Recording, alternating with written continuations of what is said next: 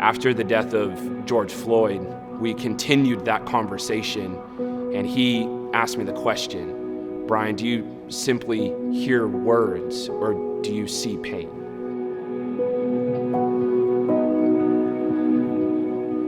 My name is Brian Holmes. I'm 29 years old, and I was born and raised in Portland, Oregon. My defining moment was I was on a run right after the death of Ahmaud Arbery, and on that run, I realized cars had passed me by. I had done that run 100 times, run by construction buildings in my neighborhood, and I never once had to think about being in danger. It was at the end of that run that I actually received a phone call from a close friend of mine, Ben Smith, and he was processing everything that had happened over the last couple of months. In that phone call, he asked me to go downtown with him to one of the peaceful protests in Portland. My wife, Mackenzie, and I heard someone in pain and wanted to be alongside them in the midst of that season of their life. While we were downtown at that protest, I encountered a lot of broken and hurting people. And it was in that moment that I'd realized I had spent most of my life missing those moments. Missing moments where people were in pain and in anguish and fear for their lives, and I had just missed it. It took a Ben Smith, a Eunice, a Nia, a Brandy, people stepping into Mackenzie and I's life, helping us understand the pain and the fear that they lived with that I had just been missing. And it was in those moments of real, raw relationships, conversations, tears, that I began to realize that I needed to be near to those that were brokenhearted and those that were crushed in spirit, as it says in Psalms. So my defining moment was when I was able to ask questions and see where people were coming from. As my wife and I came back to Rocky Butte and started serving that campus, Ben and I began to rebuild our friendship. And during that time, race was a conversation that we were having.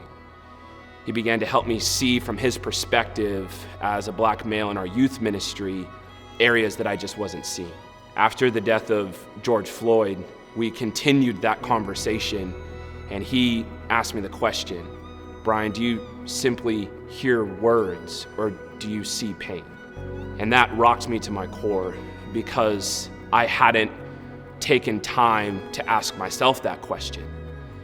And Ben really helped me see the people that were hurting in my city, people that were hurting in my church, people that were hurting in my neighborhood in a way that I hadn't seen before. Someone from Black history that inspires me is Katherine Johnson. Not just because of the movie Hidden Figures, but because when I was talking with Ben Smith about not just history, but people of influence that have inspired him, he asked me to go on that journey myself and say, hey, who from Black history has inspired you?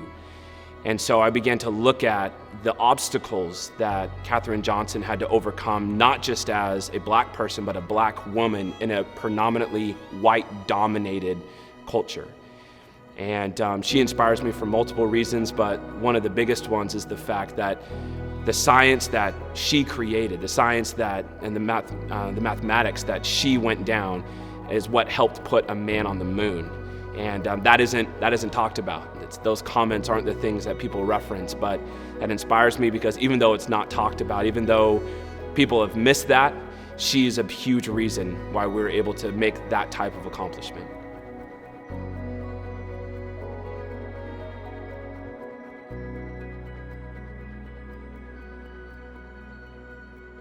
What a powerful story we just heard. As a church, we're on a journey together.